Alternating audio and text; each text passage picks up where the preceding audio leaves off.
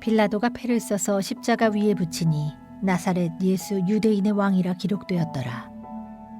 예수께서 못 박히신 곳이 성에서 가까운 고로 많은 유대인이 이 패를 읽는데 히브리와 로마와 헬라말로 기록되었더라. 사랑하는 시청자 가족 여러분, 오늘은 사순절 37번째 날입니다. 십자가는 그리스도 교회의 상징일 뿐만 아니라 예수님께서 우리를 구원하신 구원의 표입니다. 예수님께서 우리를 구원하시는 가장 좋은 선택이 십자가에서 죽으시는 것이었습니다. 십자가에 못 박혀 죽으심은 이미 구약 성경을 통해서 예언된 것이 이루어진 것이지만 십자가형이라고 하는 것은 하나님께서 우리에게 주신 큰 사랑인 것입니다. 십자가형이라고 하는 것은 그 당시의 로마와 중동 지방에서 흔히 흉악범들에게 사용되던 사형 제도였습니다. 당시 십자가는 주로 T자형 십자가 많았다고 하는데 예수님이 달리신 십자가는 T형이 아니고 십자가형이라고 그렇게 말하고 있습니다. 왜냐하면 예수님의 십자가는 패가 붙어 있었기 때문이었습니다. 십자가는 두 가지 의미를 가지고 있습니다. 십자가는 가로막대와 세로막대 두 막대가 하나의 십자가를 이루고 있는 것입니다. 십자가는 굉장히 중요한 의미를 가지고 있는데 그 속에는 하나님의 사랑과 하나님의 공의가 함께 숨어 있는 귀한 막대를 형성하고 있는 것입니다.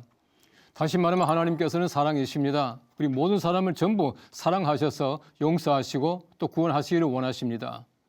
동시에 하나님께서는 공의의 하나님이십니다. 이 공의의 하나님은 절대로 우리 사람들의 죄를 묵고하지 않습니다. 성경 말씀은 그 아버지의 죄악을 자녀손 3, 4대까지 갚는다고 말할 만큼 하나님의 공의는 엄격하십니다. 우리 사람들이 죄를 지음으로 말미암아 모든 사람을 다 용서하시는 하나님의 사랑과 절대 용서할 수 없는 하나님의 공의가 서로 마찰을 이루는 것입니다. 못을 이루는 것입니다. 그래서 하나님께서는 우리들에게 예수 그리스도를 보내주셔서 죽게 하시고 우리는 용서하시는 하나님의 십자가를 사용하시는 것입니다.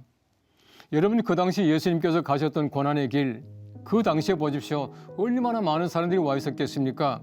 이 골고다에 구경꾼들이 많이 왔습니다. 왜냐하면 그들이 예수님 죽는 모습을 보기를 원했습니다. 죽는 모습을 확인하기를 원했습니다. 죽는 모습을 안타까워했습니다. 많은 사람들이 와서 예수님의 십자가 아래서 예수님의 고난을 지켜보고 있었던 것이에요. 그런데 그때 예수님의 십자가에 죄패가 있습니다. 나사렛 예수 유대인의 왕이라고 하는 바로 그런 죄패였습니다. 유대 사람들이 와서 말합니다. 자칭 왕이라고 말하자. 그렇게 말했을 때 빌라도는 말하기를 내가 쓸 것을 썼다. 그렇게 말하지 않습니까? 예수님께서는 나사렛 예수이십니다. 유대인의 왕이세요. 왜 예수님께서는 나사렛 예수이십니까? 예수님께서는 가장 천한 동네, 천한 사람들이 우글거리는 나사렛 예수라는 이름을 가지고 계셨습니다. 예수님께서는 결단코 예루살렘의 예수가 아니고 예수님께서는 베들레헴의 예수도 아니고 나사렛 예수이셨습니다. 예수님이 원하셨던 것은 가장 천한 사람, 우리와 같은 못난 사람들을 위해서 구원하시기 위한 유대인의 왕으로 오셨기 때문에 예수님께서는 나사렛 예수가 되시는 것입니다. 예수님 부활하신 다음에 여인들이 왔습니다. 그때 한 청년이 말하기를 너희가 나사렛 예수를 찾는구나 그렇게 말하고 계십니다. 바로 이분이 예수님이셨습니다. 부활하신 예수님은 나사렛 예수이셨습니다. 여러분, 예수님의 제자들이 성전에 올라가다가 나면서부터 걷지 못한 한 사람을 만났습니다. 근데 그때에 바로 이 베드로와 요한이 말하기를 나사렛 예수의 이름으로 일어나 걸어가라 그렇게 말하고 있습니다. 사람을 치유하는 것은 나사렛 예수이십니다. 또한 예수님께서는 우리들에게 나사렛 예수가 되심으로 말미암아 많은 사람을 구원하십니다. 사울이 다메섹 가다가 예수님 만납니다. 사울이 말하기를 주여 누구십니까? 그때 예수님께서는 말씀하시기를 나는 내가 박해하는 나사렛 예수라 그렇게 말하고 있습니다. 바울이 바울 되게 하신 것은 나사렛 예수였습니다. 우리가 하나님의 사람 되게 하는 것은 바로 나사렛 예수이신 것입니다. 성경 말씀에 보시면은 예수님의 십자가에 죄패가 붙어 있었는데 그 죄패는 히브리 말과 로마 말과 헬라 말로 기록이 되었다 그렇게 말하고 있습니다. 얼마나 묘한 역사적인 사건인지 몰라요. 역사학자들은 말합니다. 고대 역사라고 하는 것은 세 물줄기가 있다.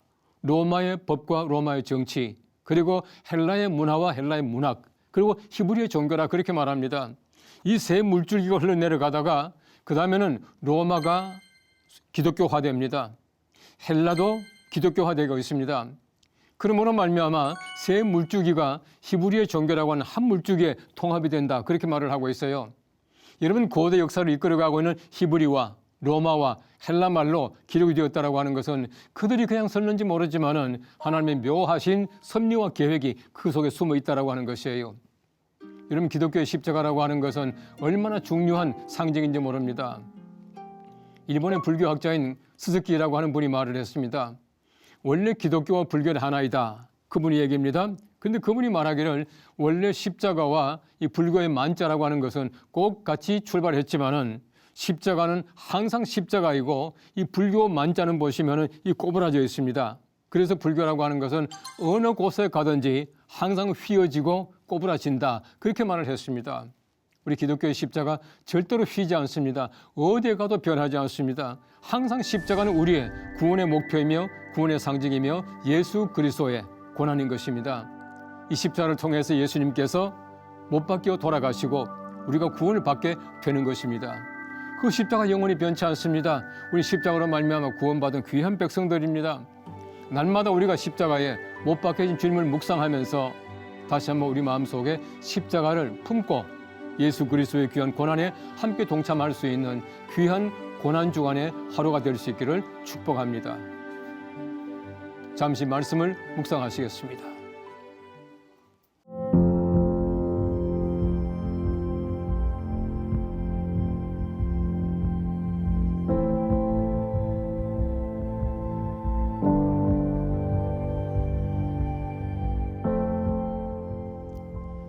사랑의 하나님, 오늘 우리는 골고다 언덕 위 십자가에 달리신 예수님과 그 머리 위에 붙은 죄패를 바라봅니다. 저희의 죄를 위해 독생자까지 내어주신 그 끝없는 사랑을 깊이 묵상하며 지금도 살아계셔서 우리의 인생을 통치하시는 왕 나사렛 예수 그리스도의 이름으로 기도하옵나이다. 아멘.